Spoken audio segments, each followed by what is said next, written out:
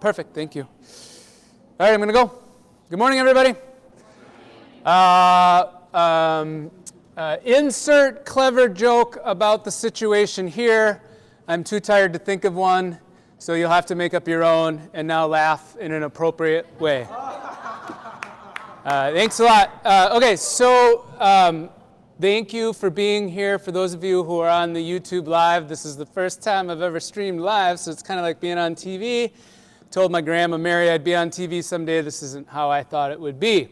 All right, so we have for you today a presentation that in our initial planning, as much of anything, was then followed up with time for you to meet at grade level teams to do some planning. But as the situation changes rapidly, what we appreciate is that you won't be sticking around to do grade level planning. And so I'm just going to walk through this presentation.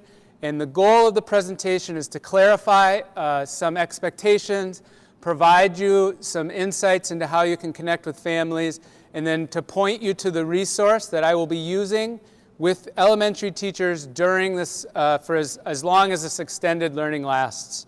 So that is the goal for today. Just to begin, to try to settle things down, and this is what we know at the moment. So here's what we understand is that, this is too small to read right here. That's one thing. Sorry. I've never used speaker notes before because usually I just wing it, but I'm not going to do that today. Okay, so this week, for the remainder of this week, for us in Edina Public Schools, it's a planning period. So if you have families asking about what learning should go on, none during this week. And that is by the governor's order. So that's not something that we've decided as Edina Public Schools. That's the governor's order. So for this week, what you are doing is working on coming up with a plan, working with your teams to make sure that plan is in place, getting questions answered. That is what our time is dedicated for. Next week is our scheduled spring break. So again, you are not expected to provide support or learning materials for families during spring break. Towards the end of spring break, I will be reaching out to families to make sure that they have some information on how to access some of the technical tools if they need it. You might do that ahead of time. That's fine. Just know that I am also going to send some stuff out to make sure that our families have the information that we need. I'll do it through Mary in the communications department. The idea being if we do it closer to when they're going to begin, the information is fresh in their mind for then when we begin, which is March 30th. So we anticipate, or it seems like it's reasonable to anticipate, that we will begin our distance learning plan starting on March 30th. We initially, to begin with, are going on a 2-week cycle, and we'll talk more about what that looks like for our initial planning. And all of this is in flux and is based on what we understand so far. As you dive into it and begin to do the work, as we get information from MDH and MDE, I'm sure these will adapt and change. But as I said in my email yesterday, I have high confidence in this group. I have high confidence in our profession. I have high confidence in our state, right? So I feel exhausted, but I feel good about what we're doing and about the people I'm doing it with, and that's what we can ask for at the moment. After that initial period of time, we start looking at what does phase 2 look like. Phase 2 is a whole new set of decisions that we will work on. These are the questions that we've been asked at the earliest grades. Are we going to send iPads home? That isn't our intention at the beginning, but at a phase 2 part, if we need to extend that learning, we're going to have to look at what that might look like. And there are lots of other elements of this plan that are being taken care of. Transportation, how do we make sure that families get the resources they need? What can we do to decentralize, pick up, and those types of things? All of those decisions would be enacted in a phase 2. The instructional part of it, we'll work together to say, this is what it looks like, and this is what we're going to do forward, starting on April 6th. So right now is that chance to kind of take a deep breath in, say, all right, I've got some time to think this through, come up with a plan, and then implement the plan to the best of our ability, right? Someone yesterday talked about grace. We're all going to need a little bit of grace during this time. Feel free to ask for it. Okay, so then, the learning targets for today.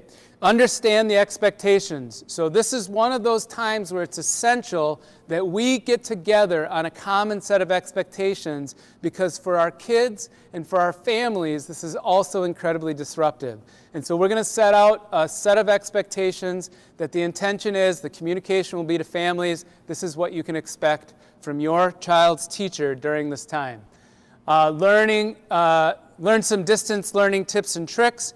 Really, this will pivot to having these resources available for you in Schoology, ways that you can continue to connect with me either through Google Meet, so we can do live video conferences one-on-one with your team, or I will be posting things and different ideas. One of the ideas that I had at some time last night that I won't tell you was, if you're working with your team, now's the time to come up with a naming protocol in Google Drive to make it easier for yourself to find these documents. If you're using normal documents that you would have used in the past, you might make a copy of it and add distance learning to the front of it so that you can search and find it. Come up with a plan with your team to ease the sharing and the collaboration when you're not going to be face-to-face. That's part of the functional things that you can do for each other now to make it easier for you in the long run, right? So that's just an idea that I had at some time last night. All right, feel prepared to meet with your team. So that will happen for the remainder of this week, either remotely or face-to-face, depending upon what your team decides, and then get some questions answered. So in the email that I sent out, there's a Google Doc there. 3 columns, one for you to ask questions, one for us to come up with answers, and then as is available, we'll add links to resources as well. And so that's going to be our back channel and our way to keep questions, a record of those. Ultimately, those will be cleaned up and become part of a standard set of FAQs. But right now, feel free to ask what you need to ask.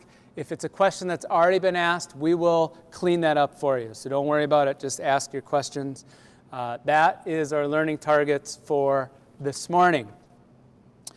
The I can statements. I can provide digital activities for students that help maintain relationships and routines. I'm going to talk about that in just a second. I can create and deliver content to my students online using Seesaw or Schoology. The K1 group, you're talking about Seesaw as your primary delivery tool. There's lots of features in Seesaw that make that an incredibly useful and easy tool to connect with our families, and we can talk more about that towards the end of this. I can plan for extended distance learning that will build upon previous learning, and I can take attendance and report absences daily. We're going to need to have a record of attendance at some point for the state, right? And so the expectation is going to be a loop where you are going to post attendance daily. Because of the way campus is set up, you can't post attendance for the day before or after. Do you know what I mean? You know what I'm saying, right? If it's Tuesday, you can't go and post Monday's attendance. So you're going to have to set up a time to post attendance on that day, and then if we need to make adjustments, there'll be a plan in place to make those adjustments later, okay? But daily attendance will be taken. And then I can provide feedback to students about their learning. We're going to get into this process of distance learning for our littlest ones, and what does it mean to remain connected. So here we go. This is the way to think about this to begin with. For our youngest learners, it is about helping to establish routines for us, for their families, for their learning at home, and then maintain the relationships that we've developed with these kids over time. For our youngest learners, this is a scary time for them as well. So what we can do in our planning to provide consistent routines. Every day you can count on a message from me at this time of day, and then this is what it's going to look like when I reconnect with you, and then maintaining those relationships, having a plan to connect with individual students in some sort of loop. If it's not daily, is it every 2 days? You know the kids that you're serving, and so just have a plan in place, work with your team. It can be cool if it's not you that day, maybe it's one of the other teachers that they've worked with. We'll work with specialists to help out with this as well, but that's the relationship part that we're really going to be building on initially. Remember, if we go into phase 2, talking about curriculum and those types of things will become more a central focus. But right now, for our youngest learners, it is helping them as much as us get accustomed to what this new reality looks like. You might have the best lesson ready to go on March 30th. Those youngsters aren't going to know how to access that yet. That's unsettling for them if we ask them to do too much at the beginning. So walk into this, right? So that would be our advice on routines and relationships. So how does it work? Well, the last time I did distance learning for K through 5, it worked just like this. Just kidding, obviously. We've never done this before, and it's been a really long time since I could say that. So how will distance learning days work? Here's what we've got. Here's our common mission. This is what families should be able to count on from us across our system at the elementary level. Beginning on March 30th, we begin our distance learning week 1. The activity boards are there for you as a way to do a soft launch. Those activity boards have 45 activities in them for you to use during that first week. How you choose to use those activities, you could decide as a team, but that platform for you is to do the soft launch to be able to develop the routines and how you're going to maintain the relationships. So your bandwidth can be spent thinking about what does the process look like to remain connected to the families and the kiddos during this time. And then after that first week, you can launch into your beautiful, amazing, gorgeous, thoughtful, creative plans, okay? Attendance is taken daily, so as I mentioned, this is plain and simple a requirement from the state. This is what we need to do to maintain our funding. This is the audit trail that we're going to have to submit at some time. We're going to try to, if we can build this as we go instead of trying to play catch up, it's going to make it easier on everybody. You might run into problems taking attendance initially.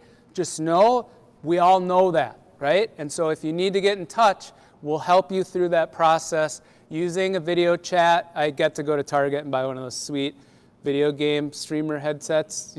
I don't know what that is either, but it was cool. And there was only one left. So not only is there not toilet paper, but everybody's working from home, so there's none of those left either. Anyway, so I'll be available. And then maintain relationships and routines, the daily plan. Every day you're going to post an update. That update through through Seesaw can be a video update, can be a text-based update. The important thing to consider is your audience. And so if you know that your family needs accommodations, then with any video update, you would write a text version of that to go as well. One of the beautiful things in Seesaw is that it does translations for us for text. And so translation services and those types of things are taken care of in the app. And as I say, that information will go out to families to make sure, working with our liaisons and our ML teachers, to make sure that families know how to access that feature. And that is included in our Google product as well. I appreciate that it's machine learning, but there's some confidence that we can take that you can plan in your home language, and then we can help make sure that that's delivered. But daily, an update goes out to families. Share an activity. So during the first week, it could be your activity is likely going to be take a look at the activity board, pick one thing out of the explore, one thing out of the engage, and one thing out of the explain, and be ready to tell me what you did at the end of the day. And by the end of the day, at some point during that day, the kiddos will have interacted with it, they will work with their family, and they will post a reply to you. And then take attendance based on those replies. This is going to be one of those things that will be, I imagine, will be as prepared for as possible, but until we go live with what that looks like, we'll learn more about it once we've gone live. So this is what we want our families and our kids to be able to count on. Friendly, warm things to do. They can be activity-based things to do. These can be recommendations on things to read. There's lots of things out there. There is more all the time because we're all in this together, and so there'll be some additional resources, so you can think about that, and then respond to the submissions. This is where the Hattie work rubber hits the road, right? We know that one of the best ways that teachers interact with students for development is through specific feedback. Here's a time that we can work on that and do that, and this is how you can personalize it.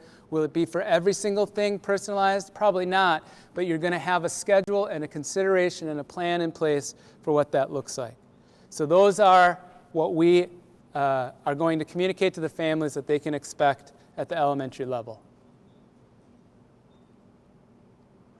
tech questions. So here's your help.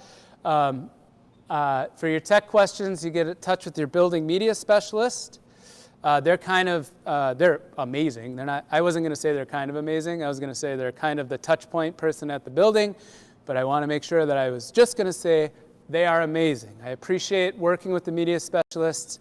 As I think about my team, they're a touch point for me to help me manage what's going on across the 6 sites, and so be in touch with them and also me. I'm going to be here available for you during this time as much as I possibly can, right? And so I've got your back in this.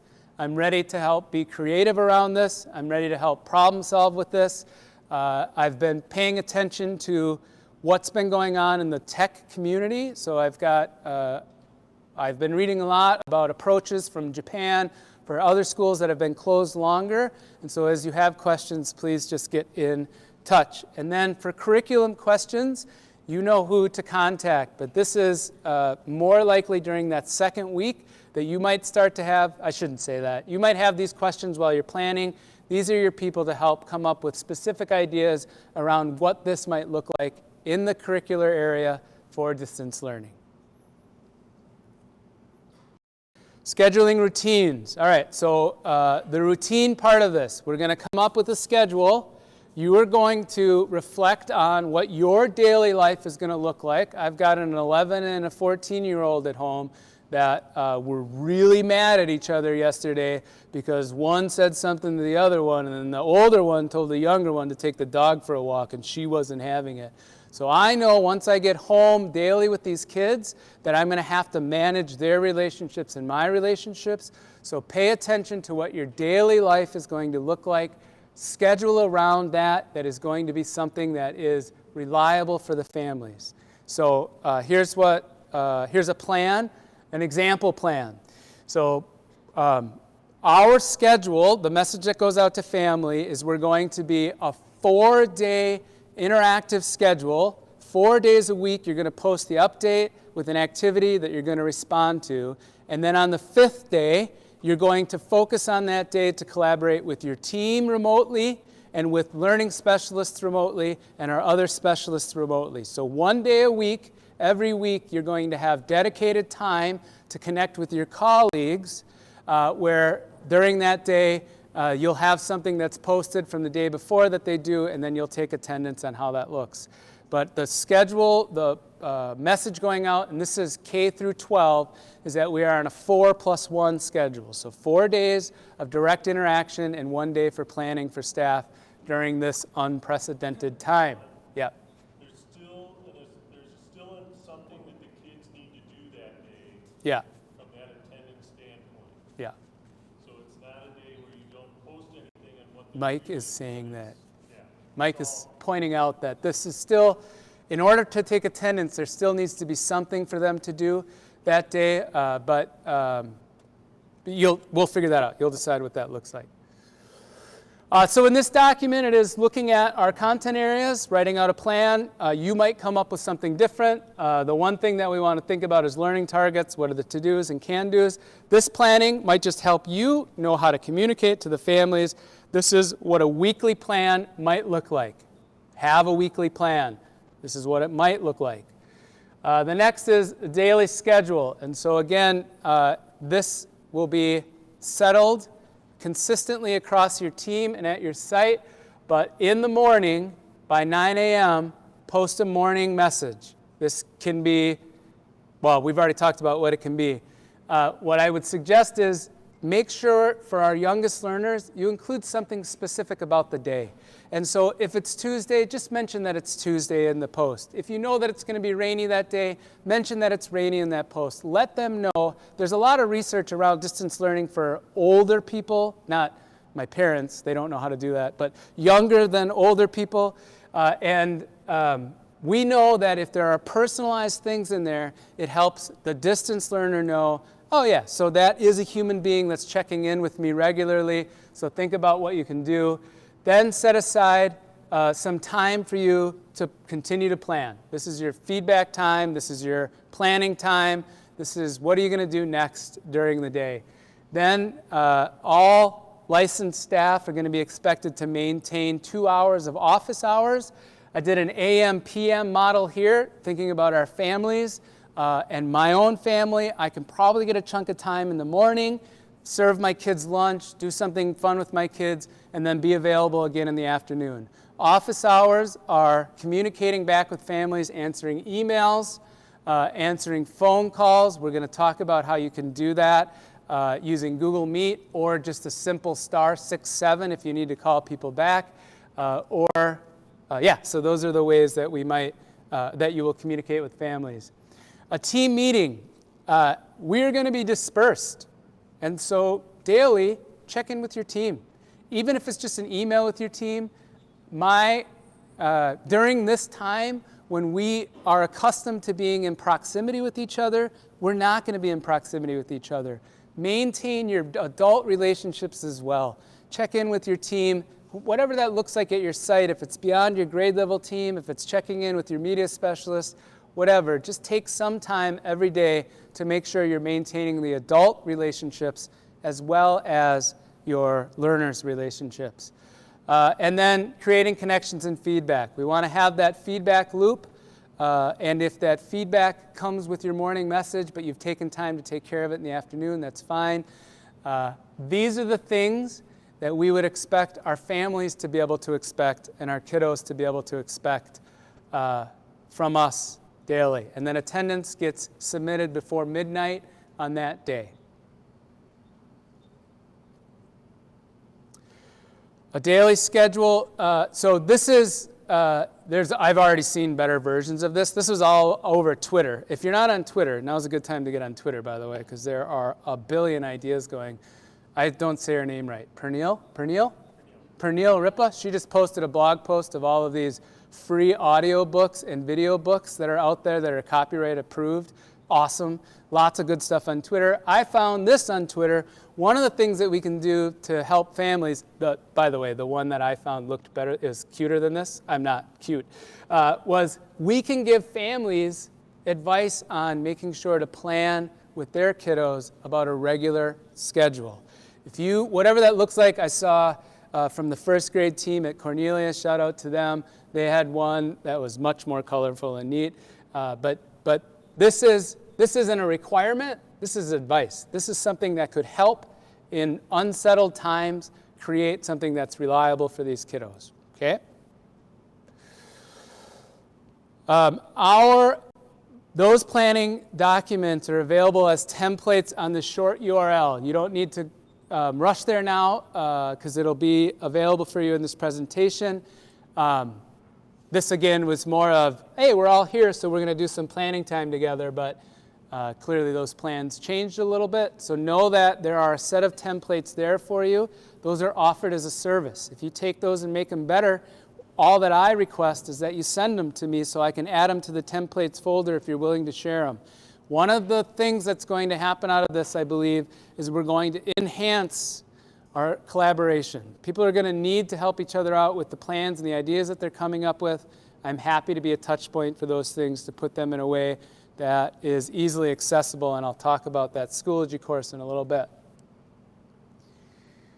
So what do relationships look like in Seesaw? I should really just have Jessica Schmidt come up here and share what she's going to do, because she is the Seesaw, I wanted to come up with another S word, but she's awesome at Seesaw. Super, oh, that was easier than I was coming up, I was too, okay. So here's the idea for Seesaw. In the morning, you post a video or a text message in the morning. Families and students then use their parents' device to give evidence of that learning, and then you look for that in the afternoon. Set whatever that loop is for you.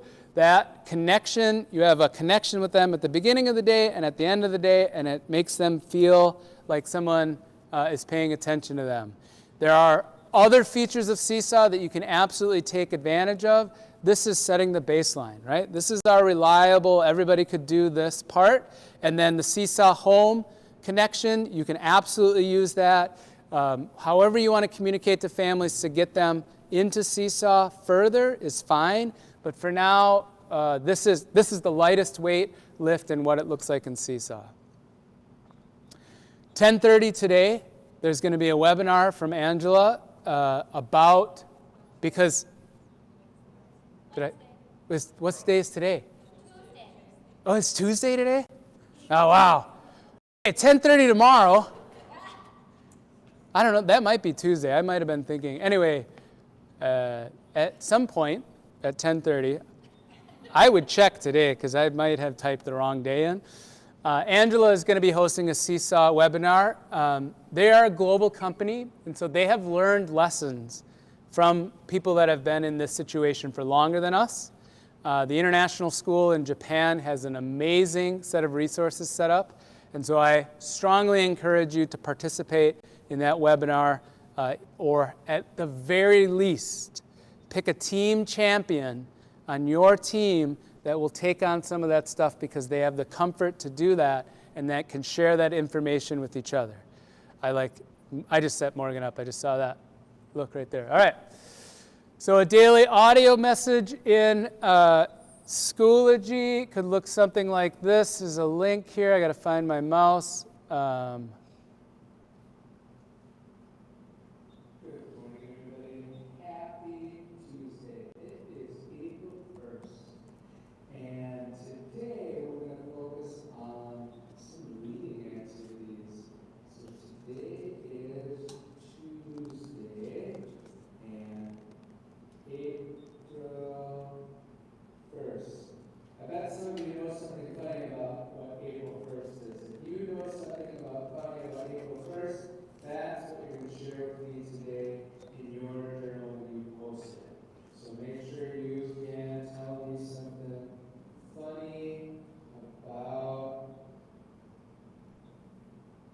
It's a 2-minute long video, and it has plenty of stuff in there for them to do and interact with through the day.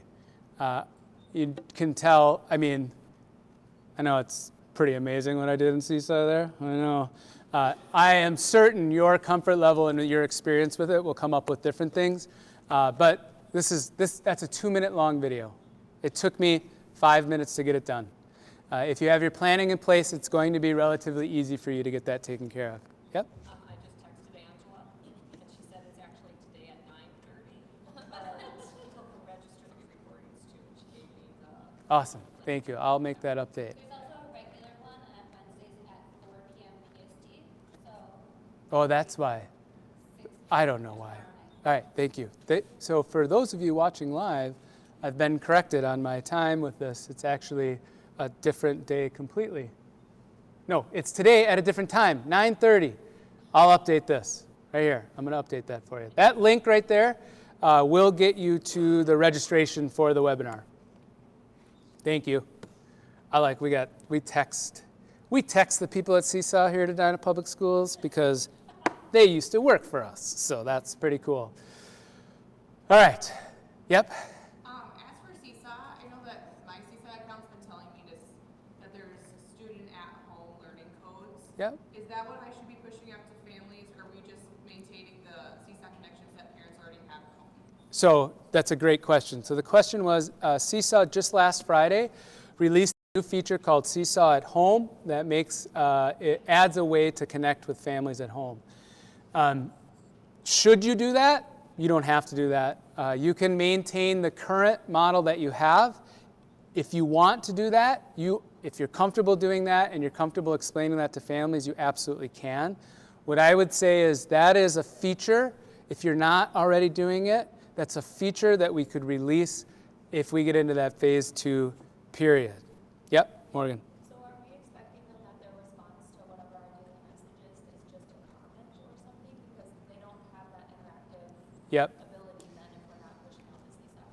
Yep, for now it really is going to be facilitated through their parent and through the parent app to begin with. And again, as a foundation. So if that doesn't meet the needs of the things that you're thinking, communicating to families to get them to the class app, communicating to families to get them through the home QR code piece, you can absolutely do that. Today what I'm just setting is the basics of how to do this, and so families can insert a comment that just says, this is what I did today, as a way to begin. I am, like I said, and I'll say many, many times, I am sure that your expertise will make this better. What I'm looking for is the platform that we can have people rely on. Sound good? Does that work? And then if there's updates to that need to be made, just post them in the question or send me an email and we'll work on that. All right, so that is the routines and relationships side of things. That's what we're going to do with the kids. And then we've got some business matters that we need to take care of as well. So I had mentioned you're going to maintain office hours. And so for 2 hours a day, families are going to be ready for you. That was unsettling. I don't know where that bump came from. I'm just kidding. It's Zach. He told me there's 30 people watching our live stream right now.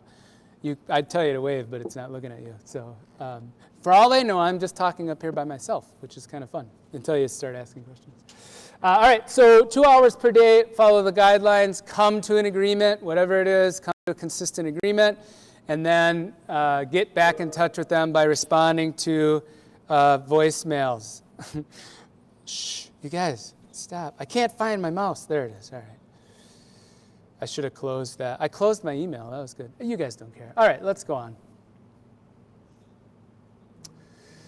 Taking attendance in campus prior to midnight each night. You're going to take attendance in campus, and you're going to mark those presents that were able to respond as present.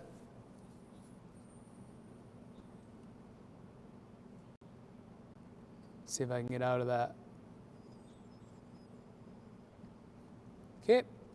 Adjustments should be emailed to your attendance clerk at the building the next day. So if someone showed up that morning or whatever that adjustment needs to be, you can't make it. And so it's going to go to your office staff to make that adjustment for you. Those are different people at each of the sites. Some of those people are the principal secretary, others are not. And so whoever that is at your site, that is going to be your touch point person to update attendance. We need it to be as accurate as possible. I lost my mouse again. Okay, the final considerations. Things to think about, to put into your thinking for today. What does your team need to be prepared for distance learning? Remember, the governor shuts schools starting tomorrow. We shut them starting Monday. You have the remainder of this week to plan. So what do you need to be ready for? I mentioned an idea of coming up with a shared folder and naming protocol. I know that probably is low on the list, but that's something that might help. Brainstorm ideas of how you might work together, or you already probably have, but make sure that you're prepared to handle or to support the distance learning. Connect with your other colleagues, and so there is a schedule of events in trying to get all of us together while maintaining socially appropriate distances. I don't think that's what they call it, but whatever. Uli is meeting with the ML teachers as a group, and then I'm going to meet with them as a group, and so each of our different groups will have some additional information for you on how they're going to connect with those colleagues, and start talking with them about what that service might look like. We will meet with many of those groups. Well, they're already meeting, and so their questions are going to help define what their role looks like. Right now, this is primarily focused on our homeroom teachers to begin with, and then we'll begin to expand out the solutions from there. And then what materials and resources do students need? What is important for them to have access to? What do you need to have access to that if you are at school or spending one more day in the school? Make sure that you gather those things, and then making sure that you know how to use the technology. So to that point, in a minute here, I'm going to show you where that lives in our Schoology course. Okay.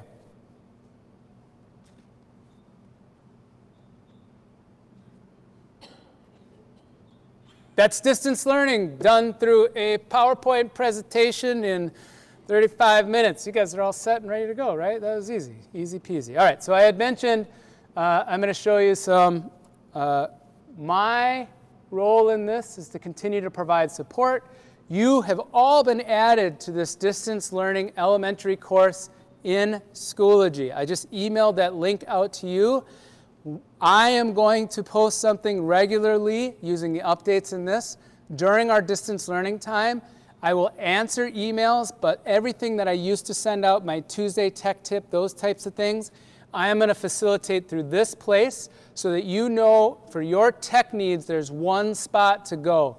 This site will have our additional training materials, which will be ready for you by Wednesday morning. Everything that you need as far as how to do Google Meets using a phone call, all of those nitty-gritty pieces will be available in these folders. Right now, what's there for you is the access to those planning templates that I mentioned, and then activity boards as Google Slides, so if you want to rip a copy and update them, you can.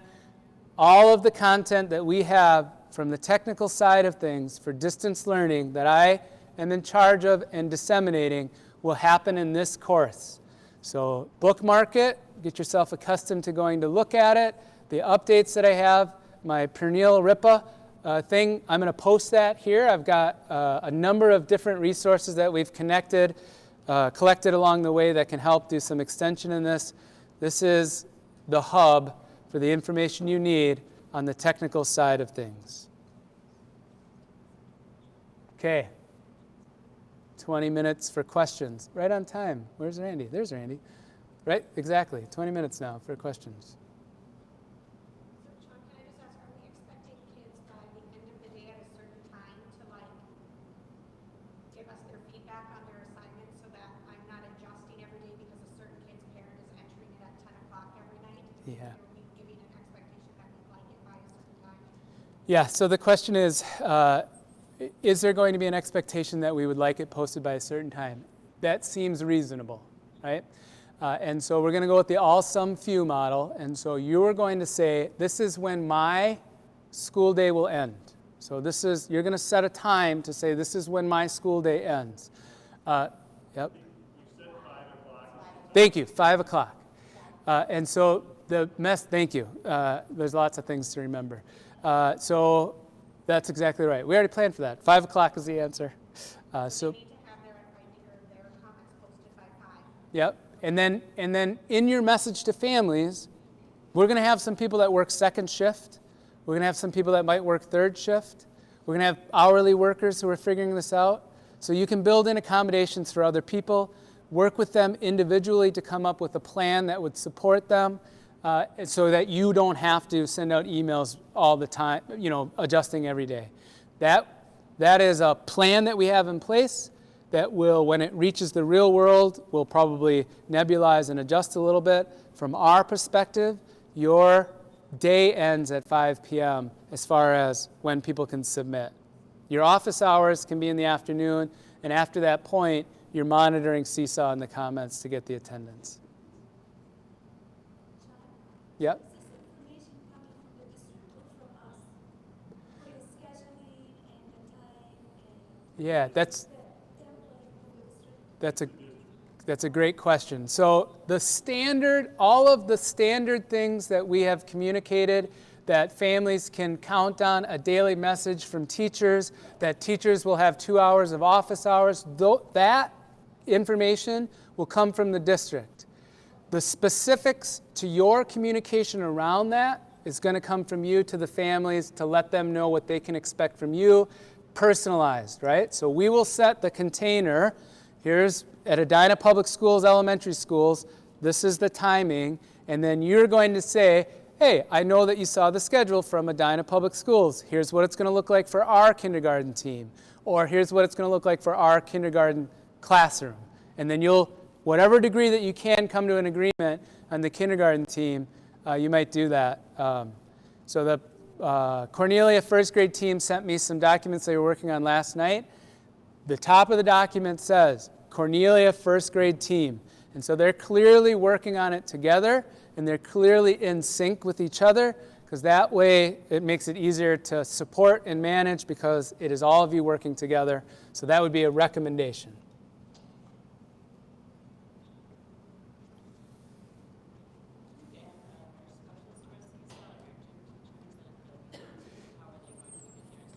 Yep. So the question was, are we going to add specialists to our Seesaw? That's not, if your specialist would like to be added to your Seesaw, they certainly could be. It seems impractical for our specialists to be added to everyone's course. And so suddenly they would have, K1, 2, every single Seesaw course they would be a part of. So what we believe is going to work is that specialists are going to work with the homeroom teachers to help deliver materials to you to disseminate as a way to begin. And then the specialists will have a role in this, and we can provide for them their own Seesaw course, right? And so and at 3.5, we can provide for them their own Schoology course. So they will have a platform through which they can communicate. As we begin, chances are they're going to collaborate with grade level teams to say, here's some things. I'll say this, in the activity boards, you have 5 versions, I believe, in each in that grade level piece. In there, taken from colleagues around the state, are different specialist-based activities. Not on every board, but I tried to have it peppered throughout. And so that really is clarifying in what that's going to look like ultimately. We have this week to figure that out and make sure that we have a clear plan on that. But right now, the thought is you will collaborate and they can provide for you an activity, and then it will go through your Seesaw. And then if we need to, we'll make sure that they have their own Seesaw courses. And I may be misspeaking on some portions of this, so make sure the question's in the document so I can add clarity around those things that are still a little nebulous, perhaps. Other questions?